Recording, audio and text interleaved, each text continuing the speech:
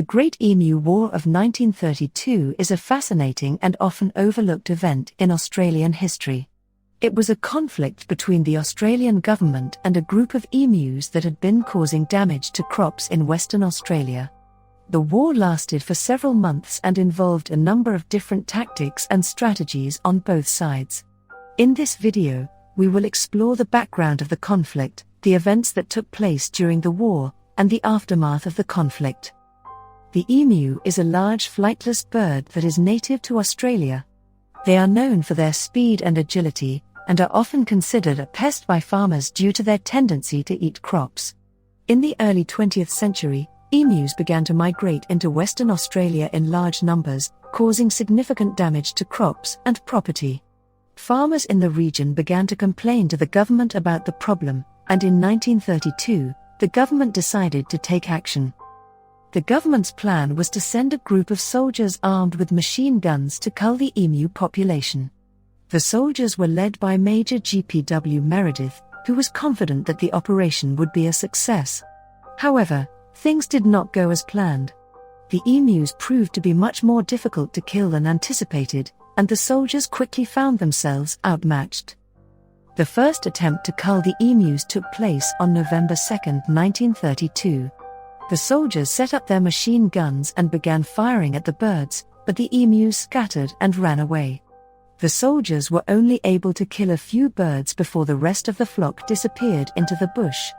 The soldiers tried again a few days later, but with similar results. As the weeks went on, the soldiers became increasingly frustrated with their inability to kill the emus. They tried a number of different tactics, including setting up ambushes and using vehicles to chase the birds. However, none of these strategies proved to be effective. The emus were simply too fast and too agile for the soldiers to catch. The conflict continued for several months, with the soldiers and the emus engaging in a sort of cat-and-mouse game. The soldiers would set up their machine guns and wait for the emus to approach, but the birds would always manage to evade them. The emus, for their part, seemed to be enjoying the game, and would often taunt the soldiers by running circles around them. Eventually, the government decided to call off the operation.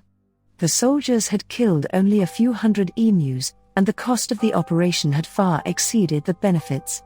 The emus, meanwhile, had emerged victorious, having successfully defended their territory against the human invaders. The aftermath of the conflict was mixed. Some people saw it as a humiliating defeat for the Australian government, while others saw it as a testament to the resilience of the emus. The conflict also had a lasting impact on the relationship between humans and emus in Australia.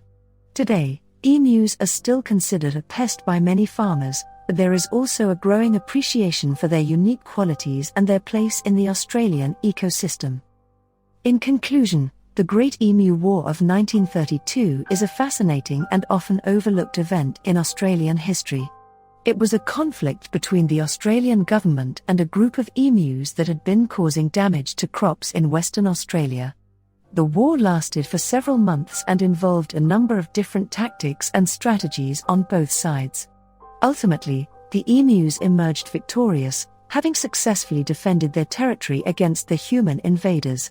The conflict had a lasting impact on the relationship between humans and emus in Australia, and is a reminder of the complex and often unpredictable nature of human-wildlife interactions.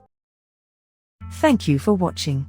Like the video if you enjoyed and make sure to subscribe to never miss a video. Check out our other videos for more interesting stories. Until next time.